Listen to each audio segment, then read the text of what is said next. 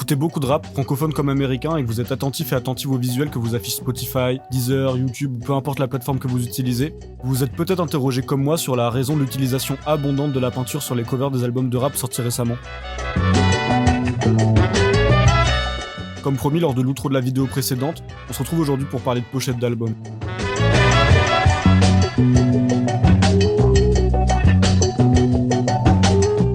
Dans les articles du blog de Bedroom Note, j'essaie de me concentrer uniquement sur la musique et sur les paroles des albums traités, et j'évite de passer trop de temps sur l'analyse des visuels liés à la musique que je chronique. Mais j'avais envie de faire quelques entorses à cette règle dans mes formats vidéo. Déjà parce que je suis graphiste avant d'être passionné de musique. D'ailleurs, Bedroom Note c'était à la base pour moi un bon prétexte pour parler de musique tout en concevant une identité visuelle qui englobe aujourd'hui le site internet, la page Insta et la chaîne YouTube. Mais j'ai également envie de parler des visuels qui accompagnent la musique que j'aime parce que j'ai l'impression que c'est une dimension trop peu abordée sur YouTube. En France, là, comme ça, à part les vidéos de Sandra Gomez qui se font trop rares à mon goût, j'ai peu d'exemples en lien avec cette thématique qui me viennent en tête. Alors c'est vrai qu'en termes d'analyse d'iconographie, il y a les vidéos d'Al236 qui sont assez remarquables. Je pense notamment à l'Impossible Vidéo Club et à Toile de Cauchemar qui ont sans doute inspiré la vidéo que vous êtes en train de regarder. Mais lorsque j'ai eu l'idée de cette vidéo, c'était pas simplement pour essayer de répertorier, archiver, compiler ou exposer des pochettes d'albums de rap qui emploient la peinture comme procédé créatif principal, mais plutôt dans le but d'analyser cette nouvelle mode, d'en comprendre la provenance et surtout les raisons de sa prolifération. En effet, depuis quelques années, on peut remarquer que les pochettes d'albums dans le rap ont tendance à s'éloigner des styles que l'on associait traditionnellement à ce genre musical. Moins de montage kitsch fait maison, moins de photographie de mauvais goût, plus de professionnalisme et surtout plus de conceptualisation des pochettes. L'âge d'or de la mixtape et du homemade est un peu passé, le rap s'est professionnalisé, et les visuels, qu'ils soient figés ou animés, ont suivi le mouvement. Si les graphistes et photographes peinent encore à se faire ne serait-ce que créditer par les artistes qui utilisent leur création, les plus chanceux et chanceuses sont rémunérés et les artistes les plus mainstream, tout comme les plus exigeants, misent désormais beaucoup plus sur une imagerie et une direction artistique léchée. Néanmoins, s'il est facile de comprendre le cheminement qui a pu mener des artistes comme Kendrick Lamar ou Alpha One à opter pour des photographies sophistiquées, mettant en valeur à la fois l'artiste et les symboles liés à son œuvre, il est assez étonnant de voir fleurir des dizaines voire des centaines de pochettes d'albums a priori peintes à la main. Le rap, à la base, c'est un art dans lequel l'interprète ou les interprètes sont au centre de la musique. C'est une musique pleine de style, d'attitude, d'ego trip, qui est souvent racontée à la première personne, même s'il existe d'innombrables nuances, et c'est surtout une musique qui se fonde sur des boucles, des rythms, des edits de DJ, qui permettent aux MC de performer et de débiter leurs textes. Il est donc logique que pendant longtemps, la plupart des pochettes d'albums de rap mettaient en avant l'interprète de l'album. Le plus souvent via des photographies accompagnées de plus ou moins d'ornements autour. LL Cool J, Nas, Jay-Z, 50 Cent, Outkast, Ghostface Killah, Tupac, Tommy Wright Free. On peut citer un nombre incalculable d'artistes qui ont décidé que la mise en image de leur individu serait la meilleure représentation visuelle de leur album. On peut y lire une volonté d'apparaître comme une star, de se montrer afin d'être identifié dans l'inconscient collectif, ainsi que dans les cercles plus initiés et de permettre au public d'associer des paroles à une personne. Après tout, c'est un procédé qui ne diffère pas de celui utilisé dans la pop, la variété française et les musiques qui ont engendré le rap comme la soul et le funk.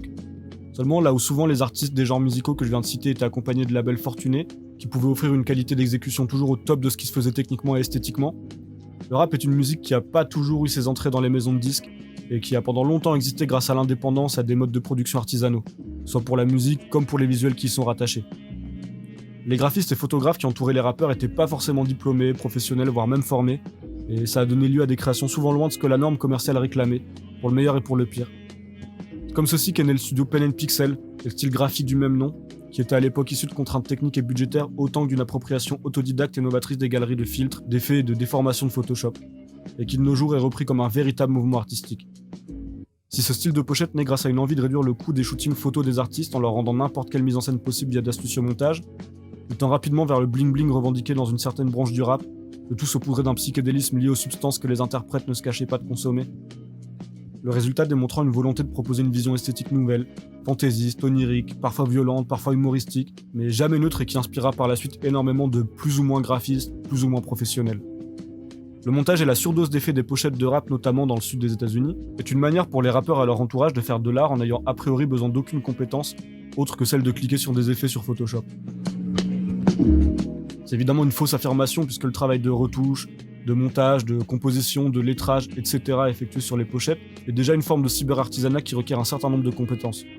Mais pour des personnes qui n'ont pas forcément vécu dans un contexte qui prête à s'intéresser théoriquement ou activement à des techniques artistiques plus traditionnelles, comme la sculpture, la photographie ou la peinture, ça peut sembler beaucoup plus accessible de bidouiller sur un logiciel que de se lancer dans une fresque à l'acrylique. Au-delà de la photographie et du montage, Une technique qu'on a pu observer depuis longtemps et qui peut déjà donner des pistes sur le sujet du jour, c'est l'illustration. Le dessin est un art accessible, populaire et promu massivement via la bande dessinée et les dessins animés notamment.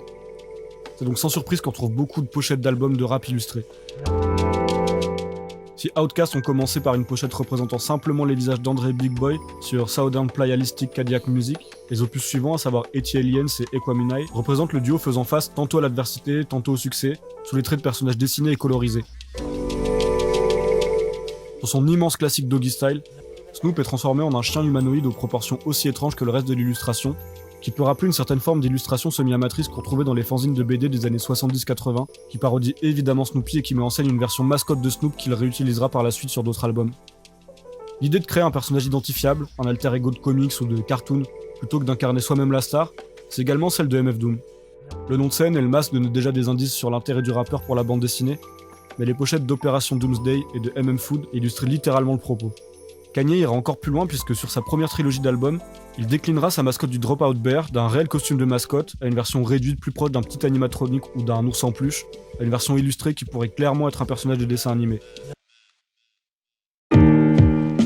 Une lente et pas forcément chronologique progression d'Outkast à Kanye pour passer d'une représentation littérale des interprètes à des mascottes plus symboliques, ce qui peut justement nous amener à nous poser la question de la symbolique dans les pochettes d'albums et nous sortir ainsi de la simple représentation frontale et littérale des artistes. Après sa première trilogie d'albums, Kanye a poussé le curseur de la symbolique encore plus loin. Sa collaboration avec Virgil Abloh aura donné naissance à des pochettes mettant complètement de côté l'auteur des disques pour se concentrer sur des images fortes qui donnent un indice sur la musique de l'album. 808 Summer Break avec ce cœur en baudruche brisé et tenu par des gants cartoonesques pour un album de rupture à la fois musicale et sentimentale. Yeezus avec son absence de pochette, un CD vierge de tout artifice, minimal au possible et directement sorti de l'usine, comme la musique du disque très industrielle et beaucoup moins baroque que ce qu'on pouvait entendre sur les disques de Kanye. La compilation Cruel Summer de Good Music, son label, qui ressemble à un bas-relief de la Renaissance directement sculpté dans du marbre, ou Watch the Throne, album commun avec Jay-Z, et sa pochette joue un effet de fausse 3D qui donne l'impression que l'album est une boîte en or précieuse, un coffret qui renferme un bijou de luxe. Une collaboration qui aura déteint sur Jay-Z, qui, après avoir disparu physiquement pour la première fois de l'artwork dans de ses albums, sur The Blueprint 3 en 2009, optera pour une photographie de statue grecque, simplement habillée de son nom barré d'un rectangle noir. Le tout pensé par un trio de circonstances composé du photographe Harry Markopoulos et des designers Brian Rottinger et Willow Perron, ce dernier qui parfaitera la nouvelle direction minimale de Jay-Z sur la pochette uniquement typographique de 444. Le duo Jay-Z Kanye West aura une importance énorme dans la direction que prendra le rap américain en matière de pochettes d'albums et d'iconographie. Si Kanye tire son amour du luxe de sa passion pour la haute couture et la mode, Jay-Z s'improvisera passionné d'art sur son morceau Picasso Baby et s'invitera avec Beyoncé au Louvre pour réaliser le clip de Ape Shit, morceau issu de leur album commun Everything Is Love, signé sous le nom de The Carters, et clip pendant lequel sera shootée la photo qui servira de pochette d'album et qui représente un danseur et une danseuse du clip devant la Joconde floutée en arrière-plan. Une représentation des beaux-arts, de la peinture, de la sculpture et du design comme métaphore de l'accès au luxe, de l'élévation sociale et de la revanche sur un Occident post-colonial inégalitaire.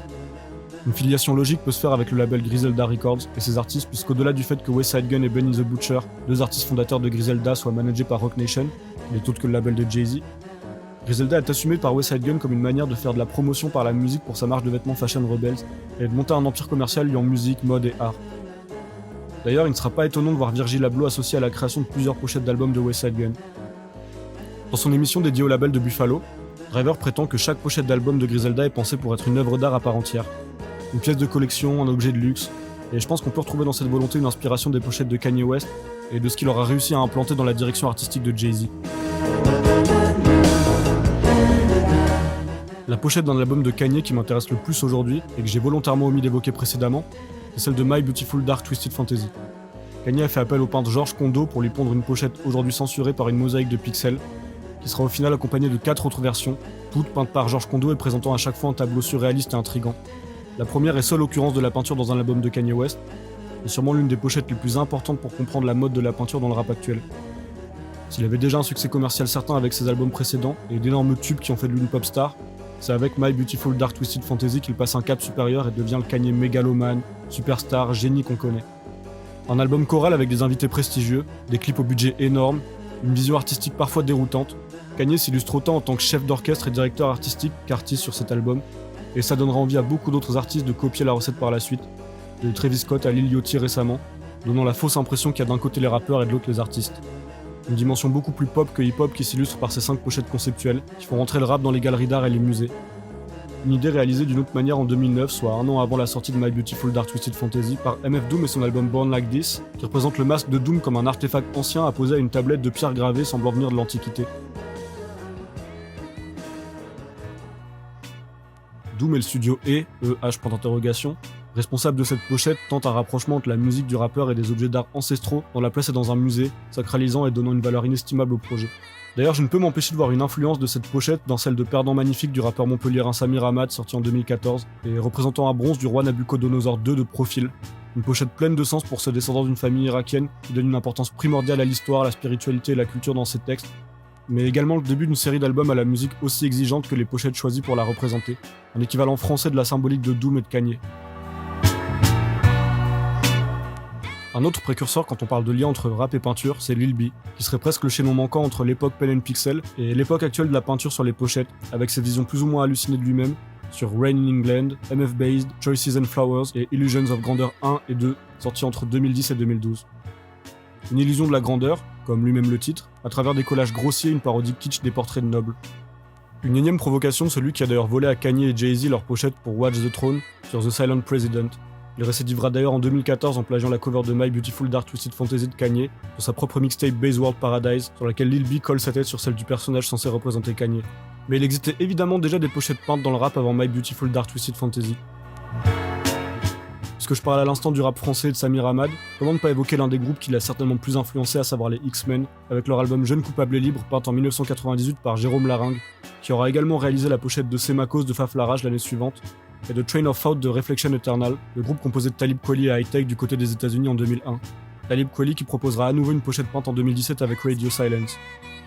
Chez les précurseurs en France, on peut également penser à Keops et son album concept Sad Hill, qui reprend le style des affiches de cinéma peintes de Western Spaghetti, en mettant en scène les 4 principaux protagonistes de l'album en version cow-boy à la gouache. Mais toutes ces pochettes gardent un aspect fondamentalement hip-hop, très loin des considérations artistiques élitistes que Kanye engendrera. La première a peut-être marché sur ses pas, quand on parle de pochettes peintes en France, c'est celle de Grand Siècle de Fouzati en 2014, qui représente l'artiste point comme un notable du 19e siècle. Mais Fouzati n'a pas attendu la mode de la peinture pour être dans une vision artistique élitiste et pour s'écarter d'un hip-hop qu'il connaît et admire, mais qui ne représente ni sa culture d'origine, ni l'éducation dans laquelle il a pu baigner. En somme, il n'y a pas de revendication d'élévation sociale dans cette pochette de Fouzati, mais plutôt un pas de côté par rapport au reste du rap qui correspond davantage à la vision qu'on peut se faire de la culture versaillaise, dans laquelle il a grandi malgré lui. Aux États-Unis, quand on parle de peinture et de rap, il est évident que les albums de Law and Theory et Midnight Marauders de Tribe Called Quest doivent être cités en tant que précurseurs. Le premier, sorti en 1991, représente un corps féminin, complètement fondu dans l'obscurité, et dont les formes ne sont rendues visibles que par des peintures rouges et vertes, comme des zébrures phosphorescentes. Sur l'album suivant, sorti en 93, ce corps obscur zébré de rouge et vert revient au premier plan, néanmoins la peinture semble remplacée par de la colorisation numérique. Il n'empêche que ce diptyque représente sûrement la première utilisation symbolique de la peinture sur une pochette d'un album de rap. Et pour leur grand retour en 2016, le groupe mythique récidivera puisqu'ils feront appel au peintre Richard Prince pour la pochette de We Got It From Here, Thank You For Your Service. Chez les précurseurs américains, on peut également noter LP et son album Fantastic Damage, sorti en 2002 et qui utilise en guise d'illustration une peinture de l'artiste Dan Ezra Lang. De la peinture contemporaine, certes proche de ce qu'on peut retrouver dans des formes d'art liées au hip-hop, comme le graffiti ou le néo-expressionnisme de Basquiat, mais qui donne déjà un avant-goût de ce que sera 15-20 ans plus tard l'intérêt persistant des artistes de rap pour des formes de peinture déjà ouvertes au marché de l'art contemporain. Avant de plonger réellement dans l'analyse des nombreuses pochettes que j'ai pu répertorier en faisant mes recherches pour cette vidéo, j'aimerais faire un détour et parler des différents styles de rap touchés par cette mode de la peinture. En France, ça touche principalement les artistes de ce qu'on appelle, à tort si vous voulez mon avis, la New Wave ou Next Gen. Enfin bref, autant de termes qui auront mal vieilli dans 2 ans quand les artistes auront plus rien de nouveau.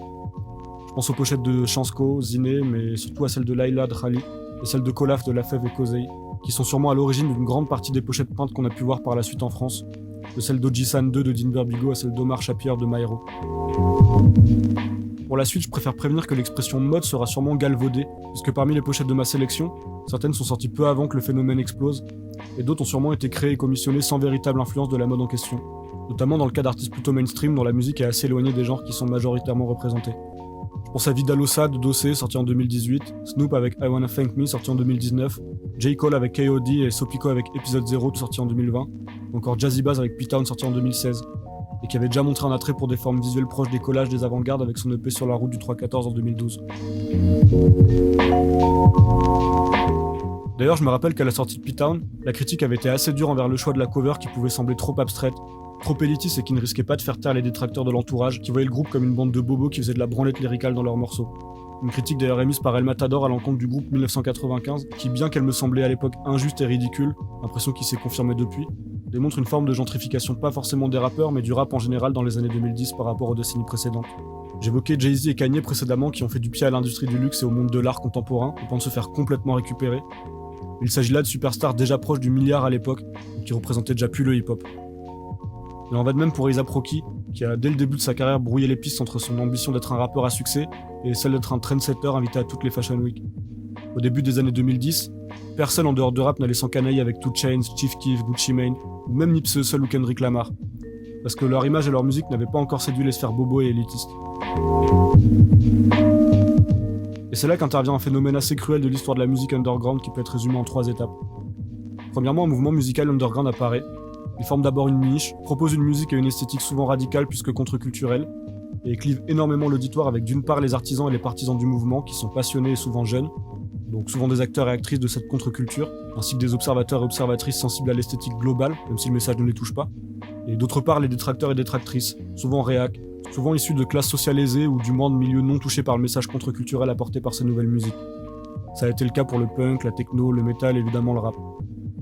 Ensuite, le mouvement prend de l'âge et de la maturité, et parmi les observateurs et observatrices sensibles au mouvement, des intellectuels ou du moins des personnes de lettres, donc des journalistes, critiques, philosophes, vont analyser et théoriser le mouvement dans sa complexité musicale et dans sa richesse culturelle, le créditant aux yeux d'une partie des détracteurs et détractrices d'origine, le cas le plus évident étant celui du jazz.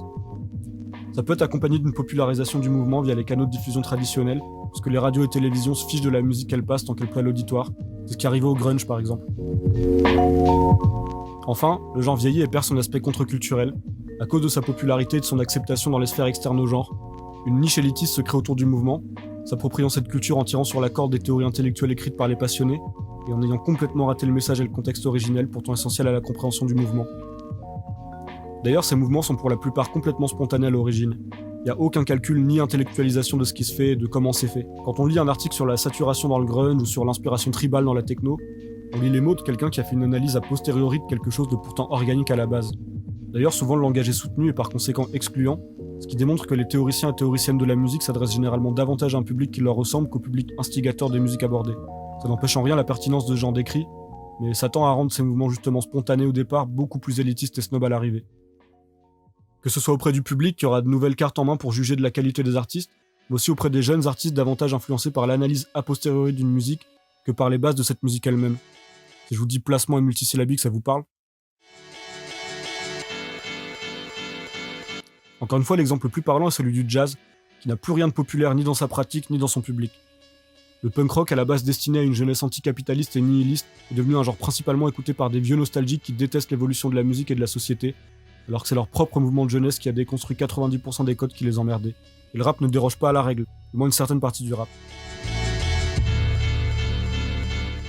Le rap a fêté ses 50 ans dernièrement et il est impressionnant d'observer la longévité du genre, tant dans sa prolifération que dans sa dominance commerciale. Si le rap n'a pas été le genre majoritaire pendant 50 ans, il a réussi à engendrer de la musique de qualité mais également des succès sur une grande partie de son développement. Et ce qui a permis à ce genre de rester jeune et populaire, c'est évidemment son évolution, ses changements et sa ramification dans des centaines de sous-genres qui donnent à chaque fois un nouveau souffle au rap. Quand j'annonce que le rap a aussi subi le phénomène que je décris précédemment, je parle évidemment pas de la UK drill ou de la plug ou même du cloud rap, mais évidemment des premiers sous-genres influents de cette musique. Et particulièrement ce qu'on résume grossièrement au boom bap, mais qu'on pourrait catégoriser comme le rap à consonance old school, plutôt issu de la East Coast et qui a explosé dans les années 90. Faut bien préciser que le boom bap est à la base un type d'instru qui respecte un schéma rythmique précis, et en aucun cas un mouvement ou même un sous-genre du rap. C'est une considération assez récente que de placer tout le rap plus ou moins new-yorkais des années 90, et une partie du rap de Détroit un peu plus tardif sous cette étiquette. Mais on va conserver le terme boom bap aujourd'hui puisque ça parle à tout le monde. On va pas faire durer le suspense plus longtemps, le boom bap est le sous-genre du rap le plus touché par la mode actuelle des pochettes peintes, surtout aux États-Unis.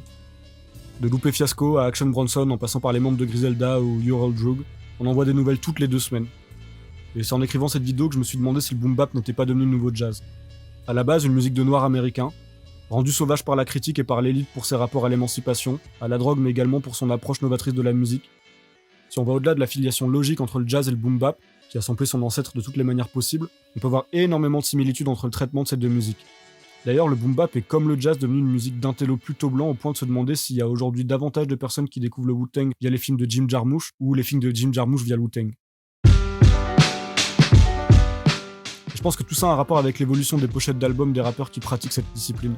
Le boom bap vient de la rue. D'ailleurs, on caricature souvent le rappeur new-yorkais des années 90 comme un vendeur de crack, habillé de sa plus belle tenue militaire qui réchauffe ses mains gantées de mitaines dans un baril en feu sous un pont à New York. Et les pochettes d'albums de l'époque embrassaient totalement cette énergie. Des couleurs ternes ou lugubres, des quartiers pauvres, des armes à feu, des rappeurs prêts à en découdre, rien de très galerie d'art friendly. Mais les temps ont changé et les dealers de crack d'hier sont devenus respectables et fréquentables. Le temps a mixé Mobb Deep avec Slum Village, Tribe Called Quest, Common et Cormega aux yeux des néo-puristes. Les artistes de l'époque ont passé la cinquantaine et leurs héritiers ne sont pas les plus sombres représentants de la rue, mais plutôt des jeunes ayant grandi dans la culture hip-hop et ayant décortiqué les prods de Primo et les couplets de Nas par passion. Le revival du rap old school du début des années 2010 a apporté des MC plus détendus que ceux de l'âge d'or du boom bap. Peut-être plus préoccupés par l'envie de recopier, souvent avec goût les codes musicaux, vestimentaires et esthétiques d'une époque qu'ils vivent par procuration, que par les problèmes sociaux inhérents aux jeunes des quartiers pauvres de New York dans les années 90. Aussi, ce revival, lié de près à la mode des pochettes peintes, s'est fait en plein âge d'or de Tumblr, en même temps que la démocratisation d'Instagram, et il fait aucun doute quant au fait que beaucoup des pochettes des artistes de ce revival sont en collaboration avec des artistes découverts sur internet. Inversement, je pense que beaucoup de jeunes artistes et étudiants en art, pas forcément issus de milieux défavorisés, se sont plongés dans le rap grâce à ce revival qui proposait des sonorités familières, donc peu déconcertantes mais avec l'aspect cool d'un Mac Miller ou d'un Joey Badass aux US par exemple. La réactualisation d'un rap déjà accepté par les classes dominantes, accompagnée d'une facilité d'accès à l'art via internet, a dû jouer. Tout comme l'entrée progressive des arts de rue dans les institutions culturelles.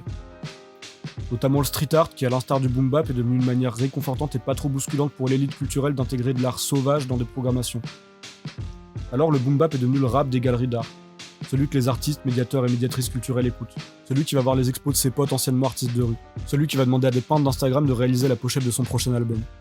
Si on veut pousser le vice plus loin, on peut également évoquer le concept d'abstract hip-hop. Si le terme désigne lui aussi un genre compliqué à définir, il est aujourd'hui représenté par des artistes comme Mike, Earl Sweatshirt, City Aviv, Pink Sifu ou Maybe, des artistes omniprésents dans ma sélection de pochettes peintes. Des artistes également qui s'inspirent fortement de ce que des MC comme MF Doom ou LP que j'ai déjà cités comme des précurseurs de ce phénomène pouvaient proposer comme musique. C'est-à-dire rien de plus que du boom bap expérimental. Quand je dis rien de plus, c'est pas pour limiter le potentiel du genre ou dénigrer la musique proposée. Il suffit de regarder ma vidéo coup de cœur de l'année 2022 pour se rendre compte de l'énorme place que ces artistes prennent dans mes playlists. Et c'est davantage pour pointer du doigt le fait que même si on peut à juste titre nommer un courant qui regroupe tous ces artistes, qui tentent des nouvelles techniques de sampling, de mix et de structuration de morceaux, on reste dans une sous-branche du boom bap, ce qui explique la proximité esthétique entre ces deux genres. D'ailleurs, en France comme aux États-Unis, on est arrivé à un point où le boom bap, dans sa forme moderne, est devenu tellement marginal en termes de vente et de représentation qu'il est considéré comme le rap alternatif. Là où les propositions les plus extravagantes que l'on entend dans le mainstream et qui à l'époque auraient été rangées avec LP et Fuzzati sont devenues la norme commerciale. Une relégation qui a poussé le boom bap vers la fameuse niche élitiste qui clôt le phénomène de gentrification que je décrivais tout à l'heure. Et quand on écoute des albums comme Cocodrillo Turbo d'Action Bronson, Who Made the Sunshine de West Side Gun, ou la plupart des disques de Makomi, on peut nier la part d'expérimentation présente dans le disque, au point de brouiller la frontière entre boom bap moderne et abstract hip-hop. Et j'aurais voulu filer une métaphore jouant sur la terminologie en questionnant le rapport entre l'art abstrait et son homonyme du hip-hop, surtout dans cette vidéo qui lie le rap et la peinture, mais en y regardant de plus près, la courbe de niveau d'abstraction des pochettes ne suit pas toujours la courbe du niveau d'abstraction de la musique proposée. À la place, je vous propose de rentrer enfin dans l'analyse iconographique et justement de plonger de la figuration vers l'abstraction.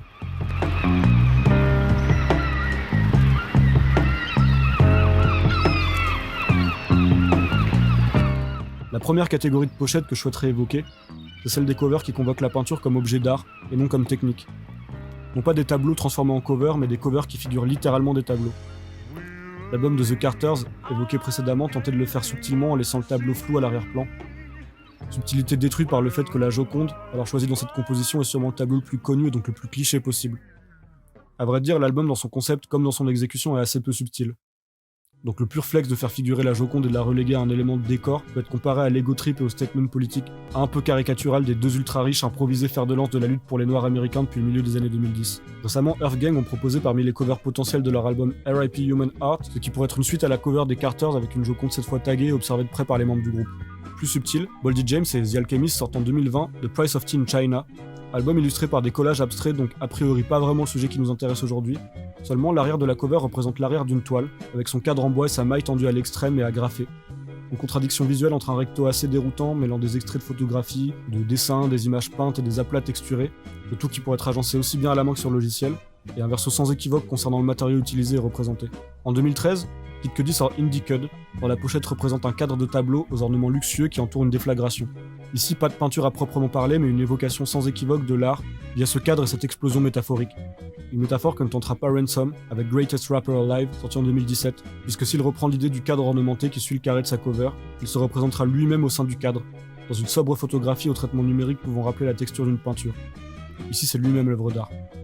Le discours est similaire, mais l'approche un peu différente pour Snoop Dogg sur I Wanna Thank Me, que j'évoquais plus tôt, puisque s'il est également et même ici les protagonistes du tableau représenté, il n'y a pas l'idée que la pochette en elle-même est un tableau dans son cadre. Ici, le cadre est l'un des éléments de la composition, qui simule une photographie d'un accrochage muséal du tableau, avec son éclairage au-dessus et son cartouche informatif en dessous.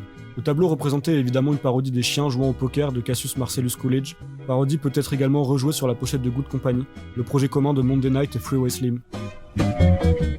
Le P There's a God and There's Fly God Praise Both de West Side Gun, sorti en 2016, jouera également l'idée de représenter le cadre au centre de la pochette, en figurant cette fois-ci un extrait du tableau Satan devant Dieu de Giaquinto Corrado peint en 1750, une idée du designer italien Moab qui nous mène directement à la deuxième catégorie de pochettes peintes, les pochettes qui utilisent la peinture comme hommage, comme référence ou comme détournement d'autres œuvres.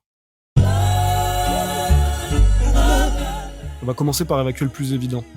Si Jay-Z et Beyoncé y ont pensé, ils ne sont pas les seuls puisque Apollo Brown et Joel Ortiz ont également leur version détournée de la Joconde sur le bien nommé Mona Lisa, en version dessin vectoriel mais la référence à la peinture m'oblige à la citer, et West Side Gun, encore lui, propose une version art brut de Mona Lisa pour la cover alternative de son désormais classique Pray for Paris, un amour de la citation qui est l'une de ses marques de fabrique, puisque sur la cover initiale du même album, Virgil Abloh lui confectionnera un montage controversé du tableau David avec la tête de Goliath du peintre Le Caravage.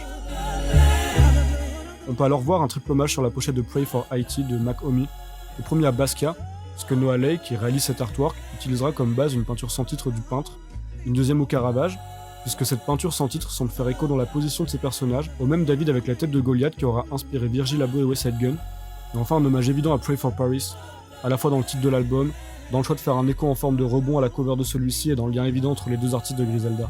La citation prend un virage particulièrement provocateur chez West Side Gun, avec sa mixtape Hitler Wears Hermès 5 sur laquelle on voit une peinture du dictateur copiant les gestes de bénédiction des icônes chrétiennes, et particulièrement du Christ lui-même sur beaucoup de tableaux, dont le célèbre Salvator Mundi attribué à De Vinci.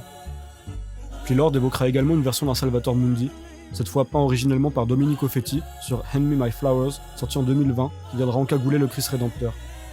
Une cagoule qu'on retrouve sur les deux premières pochettes du cycle Forme olympique du Lyonnais Dax Max, dont la première représente un extrait retouché de Minerve et le triomphe de Jupiter, de René-Antoine Wass, et la troisième, qui abandonnera l'idée de la cagoule, sera une version souriante de la nature morte aux pêches et au citron, nous épargne le titre anglais interminable, du peintre néerlandais Jurjen van Strik. On peut aussi observer un détournement du célèbre autoportrait de Van Gogh sur les pochettes du EP Black Van Gogh de 404 Billy et de Van Gogh Left Ear de The Loopers, et l'extraction de l'ange du sacrifice d'Isaac de Giovanni Battista Tepiello sur la cover de Soon You'll Understand de Monday Night et Hazel Grey. En termes d'extraits littéraux et sans retouche de peinture célèbre, on retrouve également le jugement dernier de Fra Angelico sur la pochette de Solitaire de Dagoud Fahim, l'enterrement de la sardine de Goya sur celle de Death Soul de Nicolas Craven, Deux hommes africains de Rembrandt sur celle d'Aesopes de Billy Woods, ainsi qu'un portrait de Joseph Cinquet sur celle de Full Circle de Medellin. Plus subtil, un montage d'une photo de Conway the Machine, hospitalisé et censuré par une tache de peinture, le tout placé devant l'Apocalypse de Saint Jean, peint par Giovanni Battista Merano, un montage d'une version floutée d'A.J. Suede, à la place du Dead Alchemist d'Eliu Vedder, proposé par Dany pour la cover de Metatron's Cube, d'A.J. Suede et Televangel. Dany qui reprendra également le tombeau de Virgile, de Joseph Wright of Derby, pour la pochette de Sleep Gloriously de Sleep Sinatra et Ed Glorious. Finalement, on notera une référence à l'ascension du Christ par Freddie Gibbs sur You Only Live Twice, dans une version d'un Gibbs christique plus proche de celle de John Singleton Copley, Pietro Perugino ou Giotto que celle de Dali ou Dürer. Toujours dans l'hommage et la citation, mais cette fois-ci non pas de tableau, on trouve les pochettes de Bagno d'un Libre et de Cotton Gin Blues de Gizzo et Boracci, deux albums qui figuraient dans mes coups de cœur de 2022, ainsi que Carbone 14 de Joe Lucas paru en 2018, qui reprennent avec évidence la composition de la pochette peinte par le français Malty Clark Wayne, le classique de Miles Davis Beaches Brew sorti en 1970. Moins proche de la peinture de tableau classique telle qu'on se la représente, les pochettes de Gold et Holy Ghost de DJ Muggs, ainsi que Dump Assassins de ce dernier en collaboration avec Dagoud Fahim, sont inspirées directement de la peinture islamique et catholique, de même que les covers de Dagoud Fahim et Makomi pour Notorious Dumb Legends 1 and 2, ainsi que le single Ola Juan issu de ce dernier. Un duo qui montre également un attrait pour l'iconographie religieuse et les formes d'estampes et autres gravures sur Hard Lemonade de Makomi en solo, et Duck Season Tiger Style et Duck Season Chinese Algebra du binôme. De l'hommage à la provocation, de la volonté d'une esthétique classieuse à celle d'un mysticisme quasi ésotérique, Ces détournements d'œuvres plus ou moins célèbres marquent dans tous les cas un attrait pour la culture et une envie de revendiquer un art qui regarde dans les yeux celui exposé dans les musées, du plus sacré au plus iconique. Peut-être que parmi les pochettes que je vais évoquer par la suite, certaines sont également des hommages, citations ou détournements de tableaux déjà existants. Et si c'est le cas, je vous invite à le noter en commentaire. Après tout, on est là pour la culture.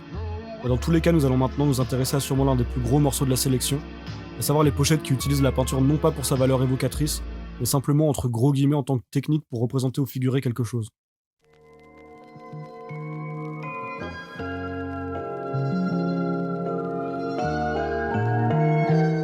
La catégorie la plus évidente, c'est celle des pochettes qui font figurer l'artiste ou les artistes. Certaines sont particulièrement réalistes, comme celle de Vidalosa de Dossé ou Mental Trillness de Juicy J, qui sont indéniablement des photographies retouchées ou reproduites à la peinture. De même pour les pochettes de Tana Talk 3 and 4 de Benny the Butcher, qui reproduisent, j'imagine assez fidèlement, ce qui doivent être des photographies d'enfance du rappeur de Buffalo. Pour celle de Fly Sifu, de Fly Anakin et Pink Sifu, dans une mise en scène à peine plus travaillée à l'aquarelle, les deux artistes posant naturellement chez un disquaire devant un mur de vinyle représentant des disques importants à leurs yeux.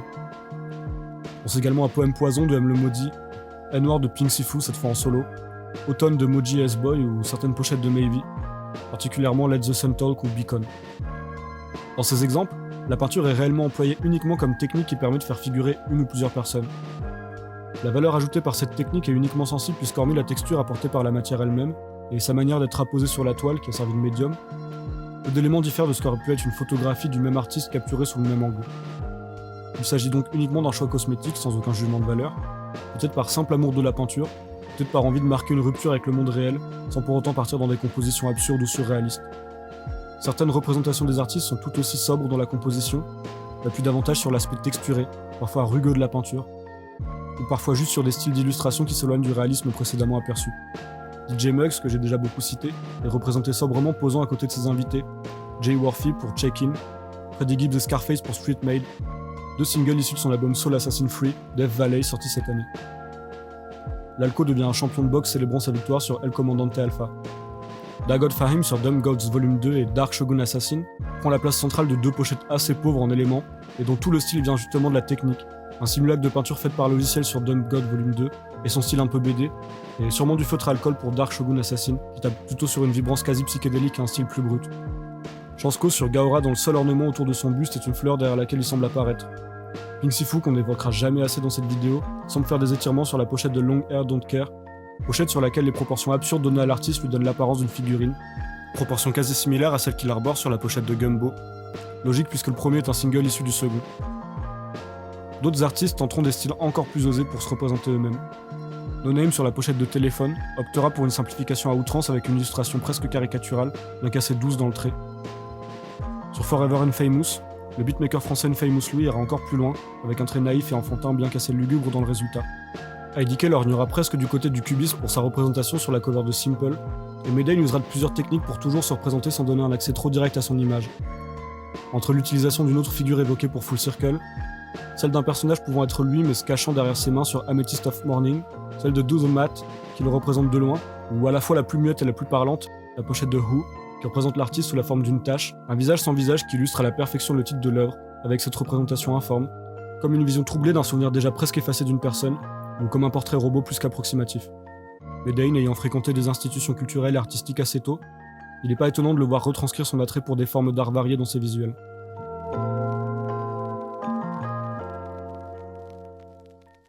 Parfois, la peinture est utilisée bien sûr pour le rendu que ça donne au visuel, mais également pour les possibilités offertes par les techniques d'illustration, à savoir le fait de pouvoir faire figurer n'importe quoi sans effort de montage et sans contrainte budgétaire. C'est ainsi que 99 et Wolf Kid ont pu rassembler chaque artiste présent et présente sur leur tape Grand Casino, que Dean Burbigo sur Oji-san 2 a pu sauver des flammes le bonsaï qu'il taillait minutieusement sur la pochette du premier volet, que Dagoth Fahim a pu rouler à toute vitesse sur Formatic, issu de son album Six Swing Shame, et devenir Tony Montana sur Dumb God, que Marlon Brando et Rodney Dangerfield ont pu prendre les traits de Ural Droogs sur The Yodfather et Rodney Dangerfield, et que Makomi a pu se transformer en pirate aux allures de Nob sur la pochette de Wapcon Josh. La peinture a permis des mises en scène encore plus complexes, comme la superbe contre-plongée de Tyler the Creator portant ses valises devant un lac visiblement navigable, et entouré de montagnes sur Call Me If You Get Lost, de Real Estate. Une mise en scène évidemment réalisable vu les moyens de l'artiste et le fait qu'aucun élément de la composition ne puisse pas se trouver dans le vrai monde, mais qui doit une part de son aspect irréel, voire onirique à la technique de peinture employée. Plus compliqué pour Corday par exemple, de créer sans artifice la pochette de From a Bird's Eye View, dans laquelle l'artiste observe des statues anonymes qui semblent commenter le vol des oiseaux, pour Dagoud Fahim et You All Droog de réaliser la pochette de Dayoud Fahim, sur laquelle les deux artistes semblent être pris dans un match de basket absurde et destructeur. De même que les visions surréalistes de K.O.D. et de J. Cole, qui représentent des enfants consommant diverses drogues jusqu'à se transformer en squelettes qui semblent sortir de la cape d'un J. Cole couronné sans âme, ou celle d'un Layla de Khali, qui se voit séparée en deux moitiés complémentaires, l'une froide et lunaire, l'autre chaude et solaire, et finalement celle de Pink Sifu et Young Morpheus, et leur énorme tête sur Backtoll Deluxe, qui semble prise en plongée dans une tempête de billets et de sacs à la profondeur plus qu'approximative. Toutes ces visions absurdes me semblent rendues possibles et même exacerbées par la peinture. Peinture qui permet également de créer des compositions encore moins réalistes et beaucoup plus mystérieuses. Comme la pochette de Nouvelle Ère de Cyrus Jack, dont la silhouette cachée par la constellation du Verseau fait face à un tsunami sur le recto, tandis que cette même silhouette observe une explosion nucléaire sur le Verseau. Celle de Still Up All Night d'Ellis Ostrey, qui présente également une silhouette de l'artiste habillée par deux yeux qui ne devraient pas se trouver là, et qui accompagne les autres paires d'yeux qui servent d'étoiles au ciel nocturne de la cover. Celle de Raël de NKP, qui pour illustrer son projet sera représenté géant et dormant dans une mer rougeâtre, le visage seul dépassant de cette étrange étendue, dans une composition qui copie et rend hommage à la couverture dessinée par Karel Toll pour le livre de General Zapped and Angel de Howard Fast en 1970, ou encore la pochette de Cobalt de Ziné, dans un style assez enfantin bien qu'inquiétant, qui représente sans doute la rappeuse prise sous le bras d'une silhouette lumineuse visiblement amicale dans un décor sombre et peu engageant. Dans ma sélection, on retrouve également des pochettes qui emploient la peinture pour faire figurer d'autres personnes, souvent centrales dans les concepts des albums.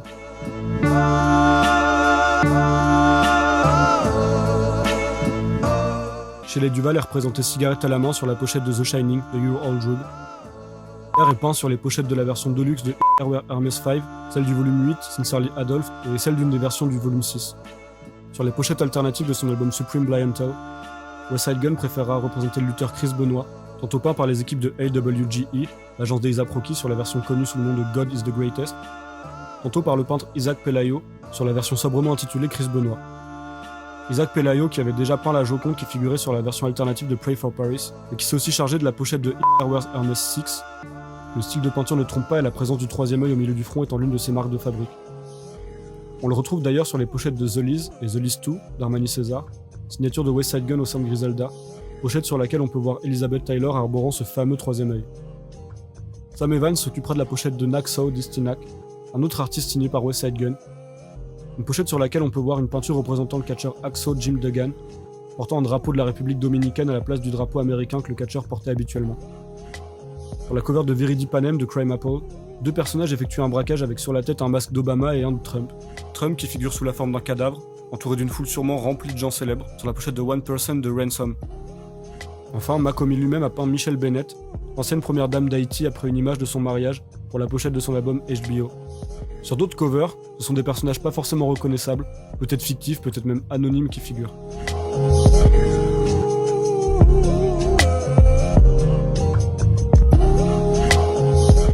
Pink Sifu, qui doit visiblement posséder des actions chez des marques de peinture, est sûrement représenté sur Gombo Deluxe et N-Word Deluxe, mais les bandages pour la première cover et le cadrage pour la seconde ne permettent pas d'en être certains.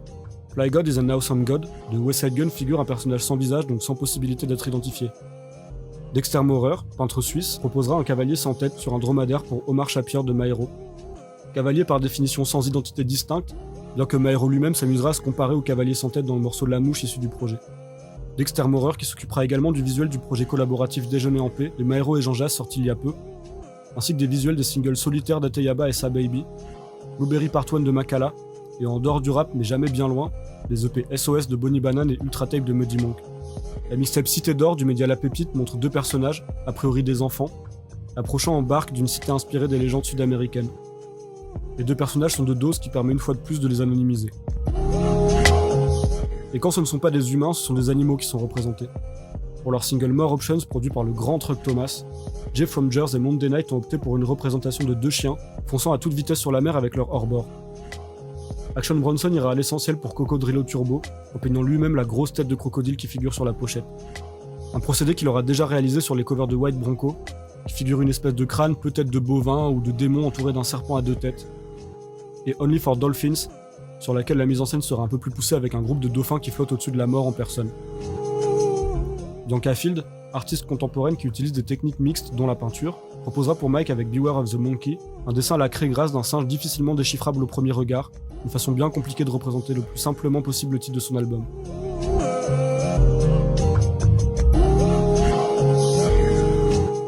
Et justement, parfois la peinture sert aussi à illustrer le plus fidèlement possible le propos de l'album. Parfois même sans passer par 4 chemins, la version deluxe de Feet of Clay d'Earth Sweatshirt est une représentation littérale du titre. Celle de Apollo Brown et Planet Asia avec Sardine, et de You're All Jug avec Spacebar également. Chess Move de Dagoud Fahim représente un plateau d'échecs, alors qu'une partie semble déjà commencer. Le masque vide de Vince, un plateau de dames devant un personnage portant littéralement un masque vide. Le tout donnant l'air d'être une capture d'écran dans l'échange WeTransfer. Valley of Life de The Loopers se joue justement de la notion de nature morte. D'ailleurs, ici, les œufs qui peuvent habituellement représenter un renouveau sont déjà cuits. Ils évoquent donc difficilement la vie. Metralletta de Crime Apple montre une mitraillette dans laquelle semble dormir un bébé. Meteor Man issu de Spacebar de You're All Jug en featuring avec Billy Woods et Lil Ugly Mane, une soucoupe volante qui vient déposer ou chercher 2 personnages. Fog Dimo de Pink Sifu, le plus gros consommateur de gouache de l'Occident, montre un personnage à 5 bras tendant 3 de ses majeurs, pendant que Head du même artiste joue sur la définition sexuelle du terme. Et Sun Goes Down, morceau de 99 et Wolf Kid en featuring avec Onisha, Lala Ace et La Fève, issu de Grand Casino cité précédemment, relèguera au second plan le soleil couchant du titre, pour se focaliser sur des yeux et une bouche pleine de tristesse au premier plan. Plus subtil, Moore Mother fera appel à Anthony Molden pour son album Jazz Codes. Et Molden représentera dans une composition entre abstraction et figuration, une vision synesthésique de ce que peut être le jazz. J'aime également l'idée selon laquelle la cover du single What Do I Do de Mike, morceau issu de Beware of the Monkey, essaie de répondre tant bien que mal à la question rhétorique du titre. On y voit sûrement Mike marchant dans ce qui semble être la mer ou l'océan, du moins une étendue d'eau non définie, avec dans un coin ce qui pourrait être un éclat de lumière plein d'espoir comme un impact sur du verre beaucoup plus pessimiste, et dans l'autre coin des mains qui tiennent une manette de console. Une composition qui rendrait compte de l'état actuel de l'auteur du morceau, perdu entre ses pensées, ses espoirs et la nonchalance de son mode de vie. Enfin, la pochette d'Alfredo de Freddie Gibbs Alchemist rend hommage à la fois au parrain dans l'imagerie, mais en fait à toute la culture mafieuse italo-américaine qui infuse la musique de Freddie Gibbs depuis longtemps. Pour plonger plus loin dans la frontière parfois déjà approchée entre figuration et abstraction, et avant d'entrer dans la dernière grosse partie de ma sélection, j'aimerais évoquer les pochettes qui utilisent la peinture uniquement pour le style, pour développer une esthétique, s'accorder une sorte de licence poétique ou artistique.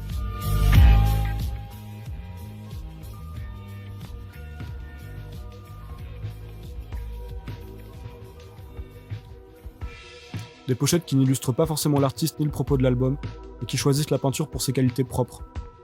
Je pense particulièrement à Alice Ostrey, qui aura développé tout un univers en collaboration avec le peintre Keanu Milborough sur SOS, Running, Emory, Beat the Odds, 556, Sleep is for the Weak et sûrement d'autres covers puisque même parmi les titres cités, certains sont des singles donc si pour chaque extrait de l'album il y a une peinture de Milborough, il y a des chances que j'en ai raté quelques-unes. Parmi les pochettes qui n'ont pas un rapport évident au projet en lui-même, on peut évoquer Épisode 0 de Sopico, Hayat de Yasin Stein, It Wasn't Even Close de You're All Jug, Let the Sun Talk Back de Maybe ou Love Ya de NKP. En tout cas, le rapport entre ce que l'on voit et ce qu'on entend m'a échappé. Peut-être que vous avez des explications concernant certains de ces projets, auquel cas je suis évidemment preneur. Une autre pochette notable est Malaboy de Chansko. À part en allant chercher trop loin, du genre l'eau qui sort de la bouteille étiquetée Malaboy est une métaphore de la musique de Chansko, vient donner de la fraîcheur et de la fluidité à nos étés ou un truc comme ça, ce qui doit sans doute s'approcher de la vérité mais j'y mettrai pas ma main à couper. La dernière de cette catégorie est un peu particulière, il s'agit de Colaf de La Fève et Kosei, une cover devenue culte en très peu de temps et signée par le peintre Pablo Prada. Particulière parce que je décide d'en parler maintenant alors qu'elle coche pourtant les cases de beaucoup de catégories explorées précédemment. Déjà, elle fait figurer les 2 artistes du disque, certes transformés en personnages monstrueux, mais présents tout de même. Ensuite, elle colle au concept et au titre de l'album par le simple fait de la présence de La Fève et Kosei, sur un projet collaboratif là où les 2 artistes n'ont à ma connaissance jamais formé de duo officiel auparavant. Enfin, elle emploie la peinture comme technique, pour parvenir à un rendu impossible en simple prise de vue photographiée, à savoir la transformation des 2 artistes en monstres. Seulement s'il est évident que cette pochette est celle, ou du moins l'une de celles qui a propulsé voire engendré la mode de la peinture dans le rap français, on connaît également le goût de La Fève pour l'innovation et son attrait pour ce qui vient d'outre-Atlantique. J'ai tendance à penser qu'il y a de grandes chances que La Fève ait vu la peinture se propager sur les covers de ses homologues américains, et qu'il ait décidé de faire appel à Pablo Prada en s'inspirant justement d'un modèle pas encore important en France, mais je me trompe peut-être. Dans tous les cas, vu le nombre de fois où j'ai vu passer cette pochette sur Twitter, et vu le nombre de fois où je vois de la peinture chez des artistes en développement ces temps-ci, on ne peut nier son influence. Avec toutes les pochettes qu'on a déjà analysées, on peut observer un grand nombre de sujets traités et de genres abordés par les artistes commissionnés par les rappeurs et rappeuses pour produire leurs covers. De l'humour, de l'horreur, de la glorification, du réalisme, de l'absurde avec beaucoup de styles picturaux différents et d'approches différentes. Maintenant, j'aimerais qu'on se penche vers une niche pourtant importante de cette mode de pochette peinte, à savoir l'abstraction.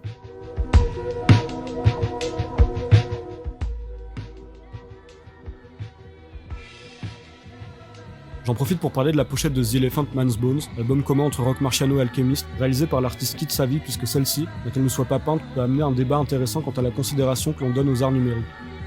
En effet, il semblerait que malgré la pertinence du rendu, des textures et des jeux de lumière, la pochette soit en fait un assemblage de modèles 3D comme une sculpture ou une fresque artificielle. Un rendu proche du réalisme au point qu'il ne serait pas exagéré de reconnaître le talent de sculpteur de Kid Savy, tant est qu'il modèle lui-même ses formes, et vu son travail général, je pense que c'est le cas. Et en admettant ce talent dans la sculpture et le modelage, ça nous mène à envisager que certaines formes et techniques artistiques ont réussi à trouver un équivalent aussi noble et virtuose dans les logiciels de PAO. C'est pourquoi il y a dans cette sélection de pochettes abstraites des œuvres qui ne sont pas littéralement peintes au sens peintes à la main, avec un pinceau tangible et de la peinture réelle, mais peintes virtuellement avec des outils numériques, rendant le résultat plus ou moins proche de ce que la peinture classique peut produire. D'ailleurs, avec le fourmillement des IA et des créations produites à l'aide de ces dernières ces derniers temps, il serait pas étonnant que certaines covers présentes dans cette vidéo, ainsi que présentes dans le paysage rapologique futur, soient en réalité réalisées de toutes pièces par des intelligences artificielles, sans aucune intervention humaine hormis conceptuelle et intellectuelle.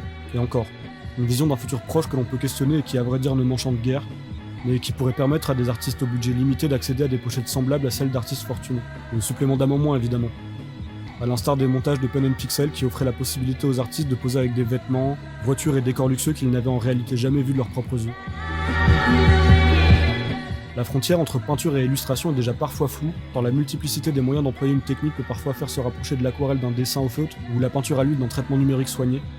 Malgré ça, s'il y a des chances que certaines covers présentées dans la partie des covers figuratives aient déjà été produites par des outils numériques, beaucoup présentes dans ma présélection ont été écartées de ma sélection finale parce que plus proche de l'illustration ou du dessin contemporain que de la peinture. Dans le cadre de la partie de ma sélection que nous entamons actuellement, avec des formes abstraites, il est plus complexe de parler d'illustration. Dans tous les cas, quelle que soit la méthode, on reste sur des compositions qui figurent a priori aucun objet au sens matériel du terme. Les covers les moins abstraites de cette dernière catégorie sont celles de Gova de Chansko, qui parodie le logo de Hot Wheels en version peinte, et celles des singles Numbered Days et Nothing to Say de l'album Weight of the World de Mike. Ces dernières sont réalisées par Abraham El Makawi et reposent sur des titrages peints à la main, plus proches du street art d'origine, celui qui se faisait vraiment dans la rue, que de la typographie soignée de 444 de Jay-Z par exemple. S'il y a encore quelque chose à lire et donc auquel se raccrocher sur ces quelques pochettes, les prochaines nous laisseront peu d'indices sur ce qu'il y a à regarder et comment le regarder. On retrouve encore quelques éléments figuratifs sur This Must Be the Place d'Apollo Brown et Ekmul de Keroué, mais il est compliqué de lier les éléments entre eux pour vraiment y voir une scène. Lupe Fiasco utilisera deux de ses propres peintures pour Tetsuo and Youth et Drill Music in Zion. Deux tableaux abstraits mais aux formes géométriques tout de même définies, en plus du relief d'un crâne qui apparaît subtilement sur la première, puis coupé en deux sur la suivante. Sur Working Title for the album Secret Waters de Cities Aviv, on peut imaginer une étoile. Sur The Crashing Sound of How It Goes, on ne sait plus si les motifs évoquent des astres stellaires ou des fleurs. Sur Raise for a Bed of You, plus rien de concret n'est figuré, hormis peut-être les couleurs et de loin les motifs camouflage chers à la garde-robe de beaucoup de rappeurs. Une abstraction totale que l'on retrouve chez Action Bronson, plus particulièrement sur les pochettes de GoldenEye et Late in Grammys, deux des singles de For Dolphins Only, et sur celle de Lamb Over Rice, album en commun avec Alchemist. Une abstraction totale au point que la peinture n'est plus un moyen mais une fin, une trace, une manière de remplir le plus sensiblement possible un espace vide contraint. Comme sur Every Egg I Cracked Today Was Double Yolk de Elucid, Codex Gigas d'Eloquence et Joe Lucas, ou Dipro et Après Je Ghost de Grems. Le cas de Grems est en particulier puisqu'il est également artiste, graffeur et designer en parallèle de sa carrière de rappeur. Donc chaque cover d'un de ses albums est une occasion pour lui de produire une œuvre qui pourra accompagner son propos musical, mieux qu'aucune autre produite par une tierce personne. D'ailleurs, pour Sans titre numéro 7, il produira l'une de ses pochettes les plus bavardes tout en restant purement abstraite. Au final, à nous de remplir le titre de l'album avec ce qu'on pense y voir sur la cover. Et Grems passe le cap suivant dans notre exploration avec la pochette d'Outrage, dans laquelle la peinture, bien que simulée, coule et montre davantage ses traces en général non désirées que ses formes voulues. Une démonstration d'une matière vivante plus que d'une technique, d'un fluide qui coule, qui éclabousse, et au final d'une manière de créer plutôt que d'une création en elle-même. Une matière qui tâche comme sur les billets de la cover de Empty Marcy de Rock Marciano, et surtout une matière qui parle d'elle-même, comme sur celle de Sang Froid, single de Papy Teddy Bear, sur laquelle la peinture d'une main rouge semble se peindre elle-même, ou du moins peindre son contexte en pointant du pinceau le cadre qui la contraint. Une mise en abîme de la peinture, comme un photographe qui se photographierait en train de prendre des clichés.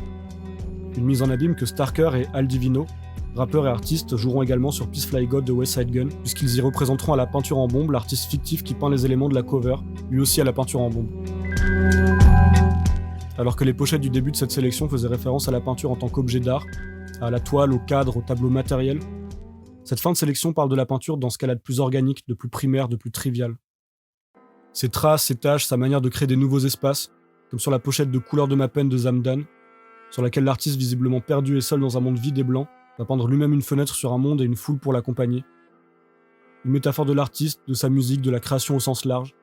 Métaphore embrassée pleinement par Népal sur la cover de Kakashi Sensei, sur laquelle, entouré de ses proches, le regretté rappeur et beatmaker de la 75e session peint un cercle, forme parfaite et mystérieuse par définition.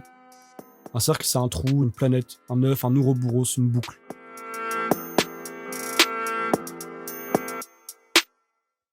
D'ailleurs, peut-être qu'une des raisons de ce grand nombre de pochettes peintes dans le rap est due à son pouvoir métaphorique et au lien que font les artistes entre la peinture et leur musique. Après tout, lorsqu'on voit des pochettes qui remixent, remanient ou juste extraient des morceaux d'œuvres ou des œuvres entières, on n'est pas loin du sampling et des techniques de production inhérentes au genre, surtout dans un phénomène qui touche en premier le boom bap et l'abstract. Lorsque Népal peint un cercle et donc une boucle sur sa cover, et surtout en sachant qu'il est également beatmaker et en connaissant son travail, on peut voir une référence aux boucles qui est un élément de sa musique qu'il a beaucoup employé.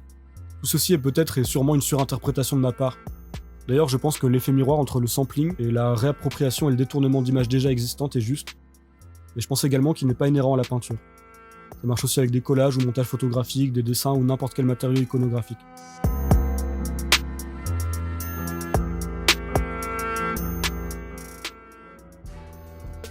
En conclusion de cette vidéo, je voudrais d'abord désamorcer de potentiels commentaires en rappelant qu'évidemment, la musique n'a pas attendu le rap pour faire appel à de la peinture dans ses visuels. On parlait de Beaches Blue de Miles Davis, en pochette peinte marquante on peut également citer Sonic Nurse de Sonic Youth, Diamond Dogs de David Bowie, et In the Court of the Crimson King de King Crimson. On peut également citer plus récemment les pochettes de The New Abnormal des Strokes, If I Could Make It Go Quiet de Girl in Red, et surtout de Bucktooth, No Way, Antibiotic, I Love to Lie et The Gaping Mouth de Lower Town. EP dont la pochette ainsi que celle du single éponyme et celle du single Sea Face sont peintes par Pablo Prada qui avait également peint la cover de Colaf. Les pochettes de Black Midi pour Cavalcade, Hellfire, John L. Despair, Schlagenheim et Sweater se rapprochent de la peinture digitale avec leur montage organique aux techniques multiples. Celles de 22 A Million et I de Bon Iver pourraient exister en tant qu'œuvre indépendante de leur contexte de pochette d'album, celle de Sufjan Stevens pour la plupart de ses projets également, et que dire des superbes et minimalistes covers de Wire pour Pink Flag et Cheers Missing, photographiés par Annette Green qui ont fini dans la collection de la Serving Library. Tout ça pour dire que les beaux-arts, les arts visuels, picturaux, illustratifs, etc. ont toujours côtoyé et parfois fait gage d'art de l'information dans le cadre des pochettes d'albums de musique. Il n'y avait pas que des pochettes informatives avec soit que du texte ou quelques éléments typographiques, ou que des pochettes avec des photos quasi officielles des artistes. Il y a également un moment où le monde des arts visuels s'est emparé ou plutôt s'est associé au monde de la musique pour pousser l'expérience des albums jusque dans leurs objets de diffusion. Et d'ailleurs aujourd'hui dans le rap il n'y a pas que la peinture comme forme d'art comme je le disais au début de la vidéo. Au-delà de la photographie et en considérant l'importante place du rap dans la production de pochettes peintes et inversement de nos jours, il y a aussi des pochettes artistiques et conceptuelles qui pourraient appartenir à n'importe quel genre musical. Volcanic Bird Enemy and the Voice Concern de Lil Ugly Mane qui d'ailleurs mélange énormément de genres dans cet album, au point que le rap n'est qu'une infime partie de cette chimère musicale, sans titre de Butter Bullets, If You're Reading This It's Too Late de Drake et For All the Dogs dessiné par son fils de 5 ans, Untitled Unmastered de Kendrick Lamar, même chez des artistes qui se sont laissés avoir par ou qui sont à l'origine de la mode de la peinture, ou Made the Sunshine de West Side Gun dessiné par sa fille qui avait 7 ans à l'époque, Sandco Show ou Jaguar on Palisade de Crime Apple, Man Play the Hounds de Cities Aviv, ou encore Candela de Kerouac. Seulement, il y a encore peu de temps, les pochettes du rap ne ressemblaient pas et ne pouvaient pas ressembler à celles d'autres genres musicaux.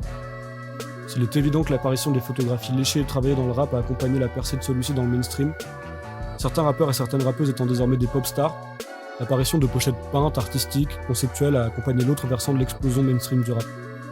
À savoir la possibilité pour des niches de s'engouffrer dans la brèche ouverte par le mainstream et la possibilité pour l'underground de s'étendre et de pulluler sur internet. Si on analyse un peu la liste des artistes hors rap que j'ai cités pour parler des pochettes peintes et singulières d'un point de vue créatif, on observe que la plupart sont des artistes qui viennent du monde de l'alternatif, de l'indie et qui construisent leur propre code. Alors là où le rap est devenu de la pop mainstream, le rap est aussi devenu de l'indie pop. Du moins une partie du rap aux antipodes de la pop et des normes commerciales actuelles. Une musique underground qui reprend les codes de l'indie et de l'alternatif. En termes d'imagerie, Makomi est peut-être plus proche des Strokes que de Future, et son public également. Rock Marciano est peut-être plus proche de Black Midi que de Nicki Minaj et son public aussi. Alors, si les racines ne sont pas les mêmes, les branches des genres s'entremêlent autour d'un public peut-être plus engagé, au goût plus varié qu'un certain public rap mainstream compliqué à assumer aujourd'hui. Des artistes aux propositions aussi radicales brassent un public parfois cliché et toujours paradoxal de puristes de la musique indé qui détestent tout morceau qui passe plus de 3 fois à la radio, qui croient que le bon goût n'existe que dans de la musique exigeante tout en détestant tout ce qui est trop bien produit. Bref, un public de poseurs quoi, qui écoute davantage les artistes pour l'image qu'ils et elles renvoient que par véritable passion pour la musique. Typiquement, ce même public qui va préférer écouter un album avec de la peinture sur la cover qu'avec une représentation stéréotypée d'un rappeur traditionnel. Les fameux tweetos qui mettent un album de Frank Ocean, 3 albums de Radiohead et 2 d'MF Doom dans leur top album pour jouer les esthètes. Alors évidemment, il y a aussi des vrais passionnés. Des long-timers comme des jeunes qui se prennent le rap et la musique en général à fond, qui écoutent de tout avec une oreille pointue et attentive. Et d'ailleurs, en général, les vrais fans des artistes présents dans ma sélection sont des personnes ouvertes à d'autres styles musicaux. Déjà parce que le rap proposé, à savoir le boom bap et l'abstract pour la plupart, fait appel à des samples, et donc fait référence à plein de styles différents. Mais aussi parce qu'en général, pour aller chercher AJ Suave ou City Zavi, il faut avoir déjà passé du temps à diguer de la musique. Si le public de ces artistes est différent du public rap d'il y a quelques temps, c'est peut-être aussi, comme je l'évoquais à l'instant, parce que l'imagerie de ces artistes le permet. Une image branchée ramène un public branché. Les rappeurs eux-mêmes et les rappeuses elles-mêmes sont désormais des personnes branchées qui vont voir des expos, des défilés, qui collaborent avec des marques, qui jouent dans des films, etc. Et la musique indie est toujours de manière contradictoire la musique branchée. De même, les artistes peintres afro-américains et afro-américaines ont davantage de place dans le monde de l'art et sont davantage subventionnés qu'il y a 30 ans. Donc puisque la culture et l'art n'appartiennent plus qu'aux blancs, la peinture est devenue légitime à utiliser en tant que médium d'émancipation et d'empowerment pour les artistes noirs américains. D'ailleurs, aujourd'hui le street art subversif et novateur est mort ou s'est transfugé dans les galeries et dans les collections privées. Là où les blancs aisés se sont réappropriés le rap s'est réapproprié l'art des blancs aisés. Et qu'on se le dise aujourd'hui, Lupe Fiasco, West Side Gun et autres Action Bronson sont plus proches des bobos qui s'extasient devant leurs pochettes que des banlieusards. De même que Grems parle davantage aux étudiants et étudiantes en art qu'aux jeunes de cité en France. D'ailleurs, c'est pas pour rien si Makomi, Lupe Fiasco et Action Bronson se sont mis à peindre des œuvres au style pas très hip-hop. Seulement, on peut pas leur enlever que dans une volonté d'indépendance, de homemade, de do-it-yourself, y a rien de plus authentique que de produire des pochettes d'albums soi-même.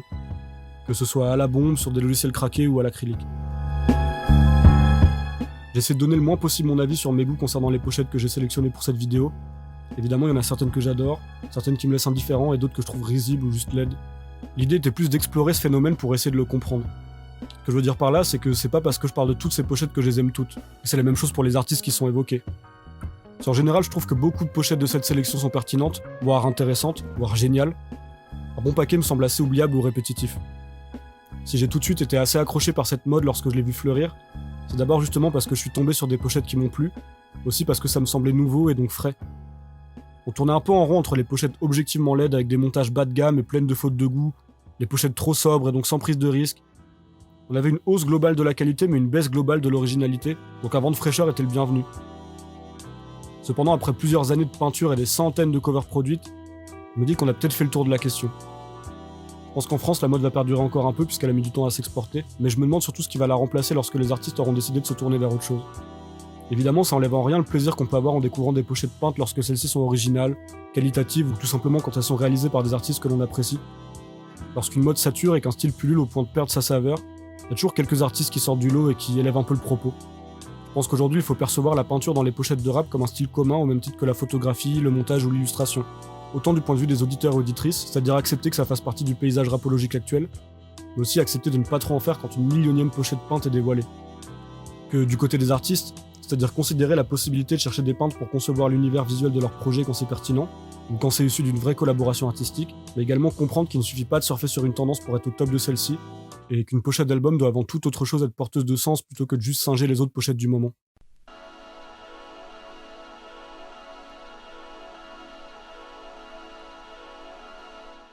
Merci beaucoup d'avoir regardé cette vidéo. N'hésitez surtout pas à vous abonner, à partager la vidéo si elle vous a intéressé et à me donner des retours, que ce soit en commentaire ou par DM sur l'Insta de Bedroom Note. D'ailleurs, n'hésitez pas à me suivre sur Insta, c'est là où je communique le plus et c'est également là où je poste le plus de contenu, notamment des playlists assez régulièrement. Les vidéos de Bedroom Note me prennent beaucoup de temps entre les recherches, l'écriture, la mise en forme, le montage, l'enregistrement, etc. Et je rappelle que je fais tout ça complètement gratuitement et bénévolement. Donc j'ai décidé d'ouvrir un Tipeee pour celles et ceux qui voudraient soutenir la chaîne et récompenser le travail accompli. Si vous avez aimé entendre parler de pochettes d'albums, sachez que je prépare déjà une prochaine vidéo, qui arrivera sûrement dans un petit moment et qui s'attaquera à une analyse en profondeur des covers des projets chroniqués dans la saison 1 des articles de Bedroom Note sur le blog. D'ailleurs, n'hésitez pas à y faire un tour pour checker les articles, histoire d'être à jour quand la vidéo sortira. Une dernière info, comme il m'a été difficile de trouver les crédits de toutes les images montrées dans cette vidéo, et comme je voulais pas attendre encore des semaines et des semaines avant de la sortir, j'ai décidé de créditer toutes les covers présentes dans un Google Doc que je vous mets en description. Je vais essayer de remplir le doc au mieux possible afin que chaque artiste soit crédité, mais il y a des chances que certaines covers restent anonymes si je trouve pas les infos nécessaires. Dans tous les cas, n'hésitez pas à y faire un tour pour la noter si vous-même avez les crédits de certaines images, ou même pour découvrir des artistes, si certaines pochettes vous ont parlé et que vous voulez en voir davantage.